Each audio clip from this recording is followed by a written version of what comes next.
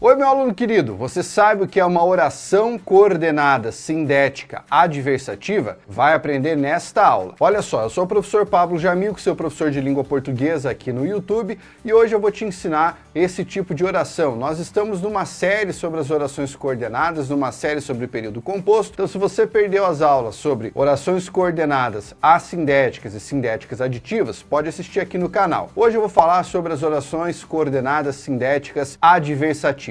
Veja, apesar desse nomezão comprido, não há coisa alguma de difícil aqui. Na realidade, é algo bem fácil. Como é que você faz? Em primeiro lugar, você começa lembrando que oração é frase que tem verbo. Depois, lembra que coordenada é aquela que está ao lado de outra. Tudo bem até aqui? Adversativa é aquela que dá um sentido de oposição. Como é que você vai fazer para memorizar isso? Pensa, quem se opõe a você é o seu adversário. Portanto, uma oração que dá sentido de oposição, uma oração adversativa. Beleza? Quais são as palavrinhas que dão origem a essas orações adversativas? São as chamadas conjunções coordenativas adversativas. Eu vou pôr na tela para você. As principais são mas, porém, todavia, contudo, entretanto e no entanto. E quando elas aparecerem no interior de uma sentença, elas vão dar esse sentido de oposição. Veja, por exemplo, a frase que eu coloco para você agora. João Paulo sofre, vírgula,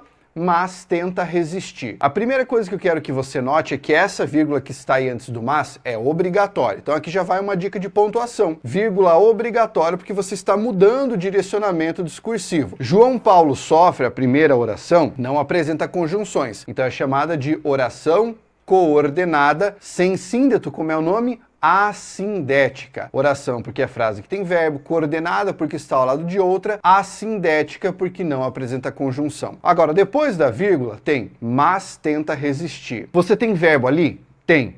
Então é uma oração. Essa oração está ao lado de outra? Está. Então ela é coordenada. Apresenta conjunção? Sim, o mas. Então ela é uma sindética. Qual é o sentido desse mas? De oposição. Portanto, ela monta uma oração coordenada sindética adversativa. Eu poderia escrever no lugar desse mas, porém. João Paulo sofre, porém tenta resistir. No entanto, tenta resistir. Entretanto, tenta resistir. Todavia, tenta resistir. Se troca a conjunção, o sentido vai ser o mesmo, porque todas essas conjunções são adversativas. Olha o segundo exemplo que eu trago para você. Pedro está cansado, ponto e vírgula, continua, vírgula, porém.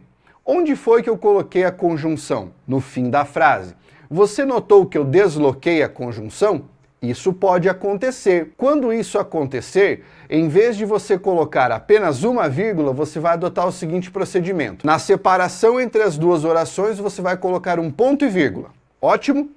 Daí, depois, quando você deslocar a conjunção, você vai colocar uma vírgula mostrando esse deslocamento, como o caso dessa vírgula antes do porém, certo? Pedro está cansado, ponto e vírgula. Continua, vírgula, porém. É isso que acontece, para você mostrar que deslocou a conjunção. Eu poderia ter utilizado o todavia, o contudo, entretanto, no entanto. Quem eu não poderia ter utilizado ali? O mas. Por quê? Porque o mas não tem essa capacidade de deslocamento no interior da oração. Então, analisando, a primeira oração continua sendo Pedro está cansado, oração coordenada assindética, sem conjunção. Do outro lado, continua, vírgula, porém, oração coordenada sindética, por causa do porém, adversativa, que dá a ideia de oposição, da adversidade. Até aqui, conseguiu compreender?